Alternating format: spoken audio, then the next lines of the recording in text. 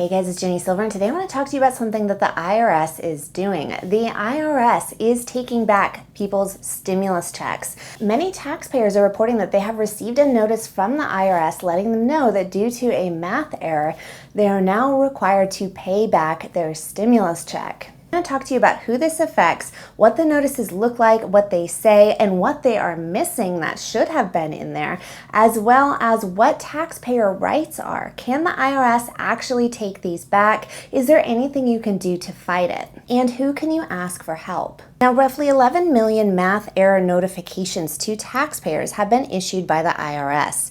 These are issued when the IRS discovers a miscalculation, corrects the error, and you now owe more taxes than you previously paid. Now, recently, many taxpayers claimed the recovery rebate credit on 2020 income taxes because they qualified based on their tax return. Well, the IRS is now mailing out notices that adjustments due to math errors now make those individuals ineligible. Now, millions of taxpayers who claimed this credit on their income taxes may not actually qualify to receive the recovery rebate credit, otherwise known as the stimulus check. Due to these math errors, taxpayers are required to pay back the stimulus check now. Those who received the letters may not actually qualify for the credit due to either being outside of the income requirements, which are now changed due to a math error, or the error could be due to an incorrect Social Security number or a dependent not being listed correctly on their tax return.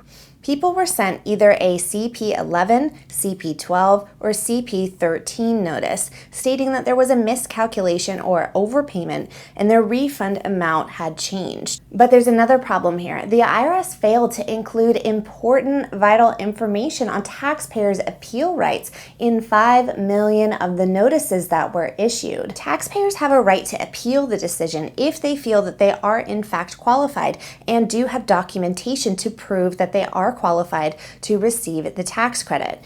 These appeal rights did not appear in the notices for 5 million taxpayers that received this notice. The Taxpayer Advocate Service is an independent organization that works within the IRS.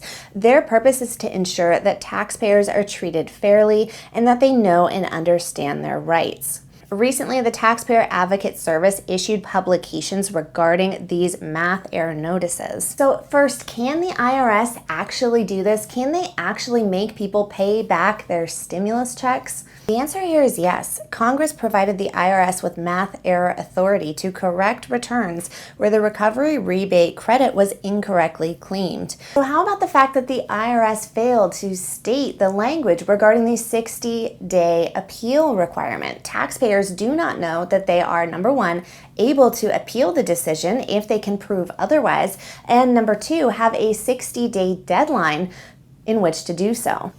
The Taxpayer Advocate Service states that although the statute requires the taxpayer to request abatement within 60 days from the date that the notice was sent, it appears it does not require the notice itself to include the 60-day time period language. Thus, based on the wording of the statute, the omission of the 60-day abatement time period from the notice does not appear to invalidate the notice or the math error assessment. So for those of you who have received one of these notices, what's next? What happens now? Taxpayer Advocate Service states that after receiving the notice, taxpayers can either accept the changes the IRS made and pay the amount due, accept a reduction of a credit, or request abatement within 60 days of the notice being sent. If a taxpayer requests an abatement within the 60-day time period, they can submit documentation showing why the adjustment in question is in fact incorrect, or the taxpayer can request abatement without providing supporting documentation. Either way, the math error assessment must be abated. If the taxpayer provides supporting documentation and the IRS agrees, the abatement will be input and a notice will be sent informing the taxpayer that the matter has been closed. Or if the taxpayer did not provide supporting documentation when requesting this, then the IRS, after consideration, may reassess the tax by following deficiency procedures, which means sending the taxpayer a notice of deficiency. If a taxpayer fails to request the abatement within the 60-day time period, the math error assessment will not be abated. The assessment will be final and the IRS can move towards collection. Taxpayers need to understand that without a timely abatement, they lose their opportunity to receive a statutory notice of deficiency. If you fail to request abatement within the 60-day time period, then the IRS will move forward and go into collections on the debt. Without requesting an appeal within the 60-day time period, you lose all possibility of receiving an abatement. The 60-day time period has elapsed and the taxpayer has not requested abatement. The math error assessment is final and cannot be reviewed by the U.S. tax court. This is significant because the tax court is the only judicial form in which a taxpayer does not have to pay the tax liability before petitioning the court.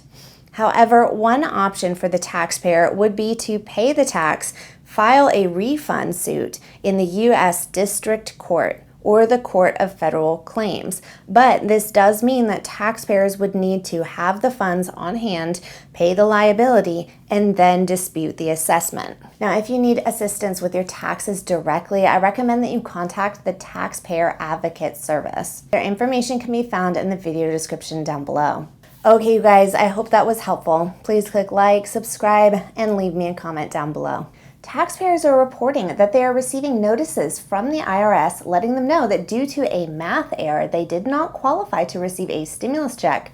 There's too many clouds moving. It's got so dark.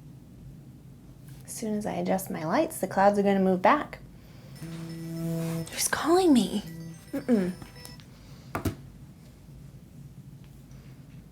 Not a phone person.